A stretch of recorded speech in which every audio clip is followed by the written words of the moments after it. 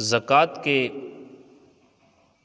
فضائل بیان کرنے سے پہلے یہ میں عرض کرتا چلوں کہ زکوٰۃ فرض کب ہوئی، اور روزے فرض ہونے سے پہلے دوسری ہی ہجری میں زکوٰۃ فرض ہوئی۔ روزے فرض ہونے سے پہلے زکوٰۃ فرض ہوئی اور دوسری ہجری میں یہ فرض ہوئی۔ اللہ تبارک و تعالیٰ نے قرآن پاک میں ارشاد فرمایا وَآتُوا الزَّکَاۃَ، اور زکوٰۃ دو۔ اور ایک مقام پہ ایسا بھی فرمایا وَالَّذِينَ هُمْ لِلزَّکَاةِ فَاعِلُونَ۔ 18 پارے کے شروع میں اللہ تبارک و تعالیٰ نے فرمایا کہ مومنین کامیاب ہو گئے، انہوں نے فلاح کو پا لیا، کامیابی کو پا لیا۔ تو مومنین کی ایک صفت اللہ نے بیان فرمائی، ایک نشانی، ایک کام بیان فرمایا والذین ہم للزکاۃ فاعلون، کہ وہ زکوٰۃ کو ادا کرنے والے ہیں۔ اللہ نے ارشاد فرمایا اپنے حبیب صلی اللہ تعالیٰ علیہ وآلہ وسلم کو خذ من اموالہم صدقہ، اے حبیب آپ ان کے مالوں میں سے زکوٰۃ کو لیں، تطہرہم وتزکیہم بہا، ان کو آپ پاک کر دیں، صاف ستھرا کر دیں، اس سے کیا کر دیں؟ پاک اور صاف ستھرا کر دیں۔ وصلی علیہم، اور ان کے لیے آپ دعا فرما دیں۔ ان صلاتک سکن لہم، بے شک آپ کی دعا ان کے لیے سکن لہم، یہ ان کے لیے باران رحمت ہے، ان کے دلوں کا سکون ہے، چین ہے، اطمینان ہے۔ تو پیارے آقا علیہ الصلوۃ والسلام کی دعا امت کے لیے، سرکار کے غلاموں کے لیے وہ کتنی عظیم نعمت ہے، وہ اللہ نے خود بیان فرمایا کہ ان کے لیے چین اور سکون ہے۔ واللہ سمیع علیم، اور اللہ سب سے بڑھ کر سننے والا اور جاننے والا ہے۔ اس آیہ مقدسہ میں اللہ تبارک و تعالیٰ نے چند چیزیں بیان فرمائی۔ ایک تو یہ کہ سرکار صلی اللہ تعالیٰ علیہ وآلہ وسلم کی بارگاہ میں صحابہ کئی بار ایسا ہوا اپنے صدقات نافلہ بھی واجبہ بھی لے کر آتے، سرکار آگے فقراء میں تقسیم کر دیتے۔ تو آج بھی اگر کوئی شخص ایسا ہے کہ وہ کسی عالم کے پاس، مفتی کے پاس آتا ہے، حضور میری یہ زکوٰۃ ہے، تو آپ اس کو آگے جو شرعی مصارف ہیں اس کے ان میں تقسیم فرما دیں، تو یہ شرعاً طریقہ کار درست ہے کہ صحابہ کا ایسا مبارک طریقہ تھا کہ اپنے اموال سرکار کی بارگاہ میں لے کر آتے، سرکار آگے مساکین اور فقراء میں تقسیم فرماتے۔ پھر یہ کہ زکوٰۃ جو بندہ ادا کر دیتا ہے وہ اپنے آپ کو پاک اور صاف ستھرا کر لیتا ہے۔ فرمایا نا وَتُطَہِّرُهُمْ وَتُزَکِّیہِمْ بِہَا، کہ آپ انہیں پاک اور صاف ستھرا کر دیں اسے۔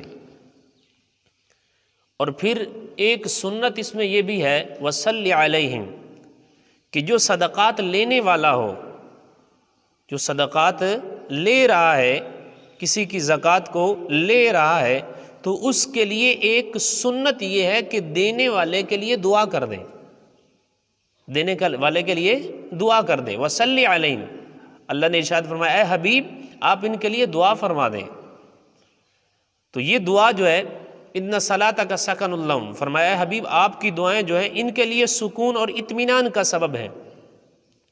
اور حدیث میں آتا ہے میرے آقا نے ارشاد فرمایا میری زندگی بھی تمہارے لیے بہتر ہے، ومماتی خیر لکم، میری موت بھی تمہارے لیے بہتر ہے، کہ تمہارے اعمال جو ہیں وہ میری بارگاہ میں پیش کیے جاتے ہیں، اگر میں نیکیاں دیکھوں کہ میرے غلام نیکیاں کرتے ہیں، اللہ کی فرما برداری کر رہے ہیں، تو سرکار نے فرمایا میں اللہ کا شکر اور حمد بجا لاتا ہوں، اور اگر دیکھوں کہ گناہ گار ہیں، گناہ کر رہے ہیں، نافرمانیاں کر رہے ہیں، تو پھر اللہ سے استغفار کرتا ہوں تمہارے لیے۔ تو محترم اور محتشم عاشقان رسول، یوں میرے آقا آج بھی اپنی دعاؤں سے اپنے غلاموں کو نواز رہے ہیں۔ جس طرح اپنی زندگی میں نواز رہے تھے۔ تو زکوٰۃ دینا، اس کی قرآن میں بھی تعلیم ہے۔ اللہ نے کئی مرتبہ ارشاد فرمایا، کئی جگہ پہ ارشاد فرمایا وَمِمَّا رَزَقْنَاهُمْ يُنْفِقُونَ، اور فرمایا اور وہ لوگ جن کو ہم نے رزق دیا، جو رزق ہم نے دیا اس میں سے کیا ہے وہ خرچ کرتے ہیں۔ یہ پہلے پارے میں سورہ بقرہ کے شروع میں اللہ تبارک و تعالیٰ نے متقین کی ایک صفت بیان فرمائی۔ تو بہرحال احادیث میں بھی اس کے بڑے فضائل بیان کیے گئے، اور قرآن پاک کی ایک آیہ مقدسہ تو ایسی عظیم الشان آیہ مقدسہ بھی ہے کہ اللہ تبارک و تعالیٰ نے ارشاد فرمایا یمحق اللہ الربا ویربی الصدقات، اللہ سود کو مٹاتا ہے اور صدقات کو بڑھاتا ہے، صدقات کو بڑھاتا ہے۔ حدیث پاک میں آتا ہے، اس کا مفہوم یہ پیارے آقا کریم آقا صلی اللہ تعالیٰ علیہ وآلہ وسلم نے ارشاد فرمایا کہ تم میں سے کوئی شخص اگر کھجور کے برابر بھی کوئی چیز اللہ کی بارگاہ میں خرچ کرتا ہے، اللہ کی راہ میں پیش کرتا ہے، صدقہ کرتا ہے، تو اللہ تبارک و تعالیٰ اس کی پرورش کرتا رہتا ہے، اس کی پرورش کرتا رہتا ہے۔ جیسے تم میں سے کوئی شخص اپنے بچڑے کی تربیت کرتا ہے، پرورش کرتا ہے۔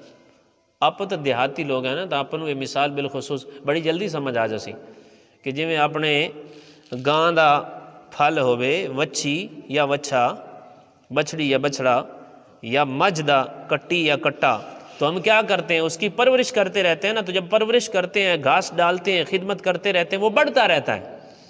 تو میرے آقا نے ارشاد فرمایا کہ کوئی تم میں سے اگر کھجور کے برابر بھی کوئی چیز اللہ کی بارگاہ میں پیش کرتا ہے، اللہ اس کی پرورش کرتا رہتا ہے، یہاں تک کہ پہاڑ کے برابر دیا جاتا ہے، وہ پہاڑ کے برابر ہو جاتی ہے، اتنا عظیم الشان ثواب۔ اور ایک اور مقام پہ اللہ نے یہ بھی فرمایا کہ جو ایک مثال کے طور پر ذکر کیا گیا کہ جو لوگ اللہ کی بارگاہ میں ایک دانہ بھی خرچ کرتے ہیں، اس ایک دانے سے کیا ہوا جی؟ انبتت 7 سنابل، 7 بالیاں ہوں گی، پھر ان میں سے ہر ایک بالی میں 100 دانے۔ واللہ یضاعف لمن یشاء، اور اللہ جس کے لیے چاہے اس سے بھی دگنا کر دے، وہ اس سے بھی بڑھا دے۔ تو یوں صدقات واجبہ ہے، زکوٰۃ ہے یا نافلہ ہے، ان کا دینا یہ بڑا عظیم الشان کام ہے، اور اللہ کی بارگاہ میں یہ بڑا معنی رکھتا ہے، بڑا ثواب رکھتا ہے، اس کا بڑا عظیم الشان بدلہ ہے۔ جو صدقات ہمارے اوپر دینا واجب ہے، فرض ہے، وہ تو دینے ہی دینے۔ صحابہ میں ایک بڑی عظیم الشان کڑن ہوا کرتی تھی، سرکار کے پیارے صحابہ رضی اللہ تعالیٰ عنہم اجمعین صدقات نافلہ بھی بڑے جذبے سے دیا کرتے تھے، یہاں تک کہ میں نے ایک روایت پڑھی کہ حضرت عبداللہ بن عمر رضی اللہ تعالیٰ عنہ، آپ روایت کرنے والے ہیں کہ ایک مرتبہ کیا ہوا کہ حضرت عمر بن خطاب رضی اللہ تعالیٰ عنہ آپ اپنے باغ میں گئے ہوئے تھے، تو عصر کی جماعت فوت ہو گئی، آپ کی عصر کی نماز جماعت کے ساتھ نہ پڑھ سکے۔ جب واپسی پہ آئے، پتہ چلا، پوچھا تو صحابہ نے بتایا کہ حضور جماعت تو ہو گئی۔ آپ نے بڑا افسوس کیا کہ ہے میری جماعت فوت ہو گئی۔ پھر وہاں جو حاضرین تھے نا، ان کو گواہ کر کے آپ نے فرمایا کہ تم گواہ ہو جاؤ کہ میں یہ اپنا باغ جس کی وجہ سے آج میری عصر کی جماعت فوت ہو گئی، یہ میں اپنا باغ مساکین اور فقراء کے لیے صدقہ کرتا ہوں، تاکہ آج کی جو جماعت فوت ہوئی ہے اس کا کفارہ بن جائے۔ ایسا عظیم الشان جذبہ۔